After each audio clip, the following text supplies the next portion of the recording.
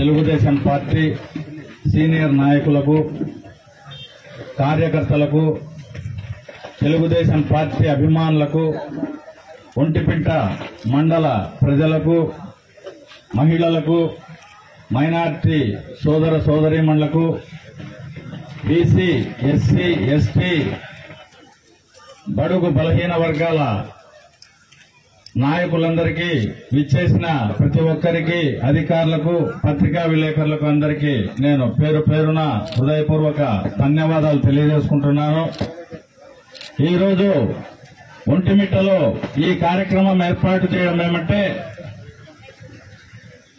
గత ఎన్నికల్లో దేశం దృష్టిని ఆకర్షించే విధంగా ఆంధ్రప్రదేశ్ రాష్ట్రంలో ఎన్నికలు జరిగినాయి.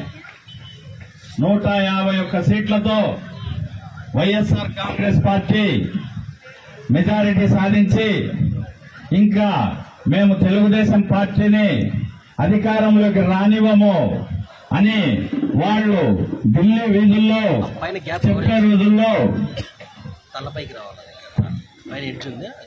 వాటన్నిటినీ, ఆ పుకార్లన్నిటినీ తునకలు చేస్తూ 5 ఏళ్ల పాటు నిర్విరామంగా కృషి చేసి శ్రీ చంద్రబాబు నాయుడు గారు తన రాజకీయ చాతుర్యంతో ప్రజలందరినీ మెప్పించి 151ని మించి 164 సీట్ల మెజారిటీతో 164 సీట్లను చేజెక్కించుకుని తిరిగి మన ప్రభుత్వాన్ని ఏర్పాటు చేసుకుని, ఇది ప్రజా ప్రభుత్వంగా, ఇది ఒక మంచి ప్రభుత్వంగా దీనికి నామకరణం చేసి 100 రోజుల పరిపాలన సందర్భంగా మనం ఈ రోజు ఈ కార్యక్రమం చేసుకోమని చెప్పి ప్రభుత్వం, తెలుగుదేశం పార్టీ అందరికీ పిలుపునిచ్చింది.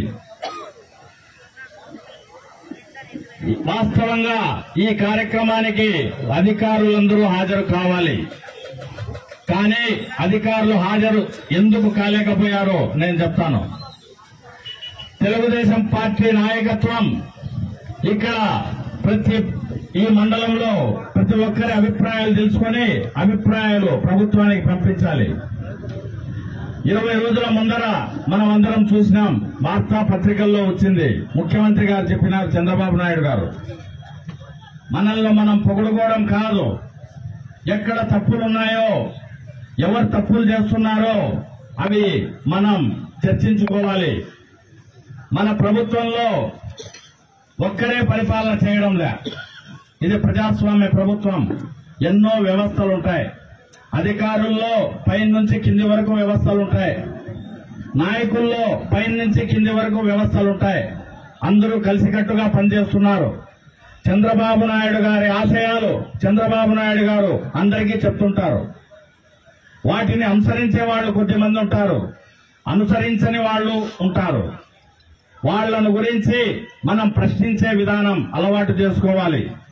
మన పార్టీ, మన ప్రజాప్రభుత్వం ఎప్పటికీ అధికారంలో ఉండాలంటే జరుగుతూ ఉండే పొరపాట్లు మనం చంద్రన్న పరిపాలనలో చంద్రబాబు నాయుడు గారి దృష్టికి తీసుకొని పోవాలి.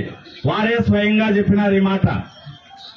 40 సంవత్సరాలుగా నేనెంతో కష్టపడి సంపాదించుకున్న పేరు కొంతమంది మంత్రిమండలి సభ్యుల కారణంగా తగ్గిపోతా ఉంది, నాకు బాధగా ఉంది అని వారే ఈ యొక్క విధానానికి నాంది పలికింది మీరందరూ చూసే ఉంటారు.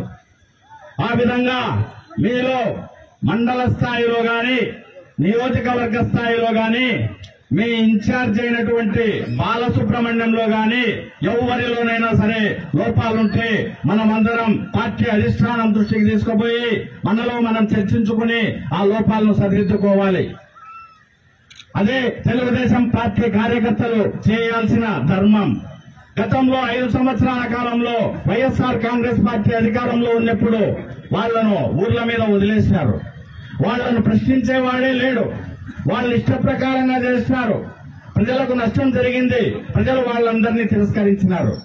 ఈ పొద్దు మనం మన పార్టీ ప్రజాప్రతినిధులని లేదా అవతల పార్టీ ప్రజాప్రతినిధులు మన బంధువులని, మన స్నేహితులని వదిలేస్తే ప్రజలు రేపు పొద్దున మనకి ఎటువంటి తీర్పు ఇవ్వబోతారనేది తెలుగుదేశం పార్టీ కార్యకర్తలందరూ ఆలోచించాల్సిన అవసరం ఉంది.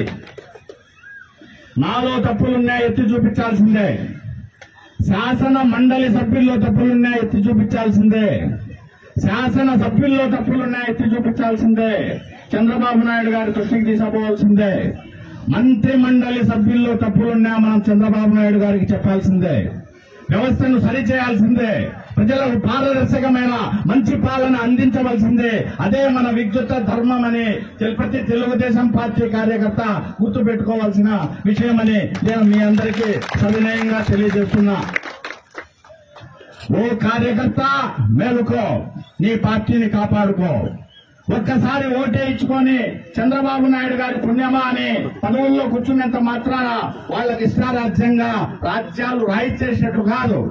ఇది ప్రజాస్వామ్య ప్రభుత్వం. ప్రజలందరికీ అందరూ రెస్పాన్సిబుల్ గా ఉండాలా, బాధ్యతగా ఉండాలా. అది తెలుగుదేశం ప్రభుత్వం విధానం. మీకందరికీ గుర్తుందో లేదో, నాకు గుర్తుంది. తొలి నుంచి ఎన్టీఆర్ ఆశయాలతో పార్టీ స్థాపించినప్పటి నుంచి మేము ఎక్కడా పక్క చూపులు చూడకుండా తెలుగుదేశంలో ఉన్న వాళ్ళం కాబట్టి నాకు గుర్తుంది. ఒకసారి 100 చిల్లర కేసులు స్వర్గీయ అన్న ఎన్టీఆర్ గారి మీద వేసినారు ప్రతిపక్షం వాళ్ళు.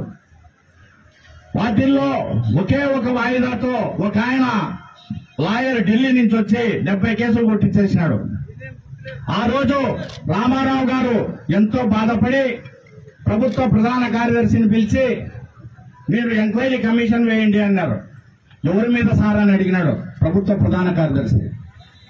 నా మీదనే వేయండి అన్నాడు. మీరు ముఖ్యమంత్రి సార్ అన్నాడు.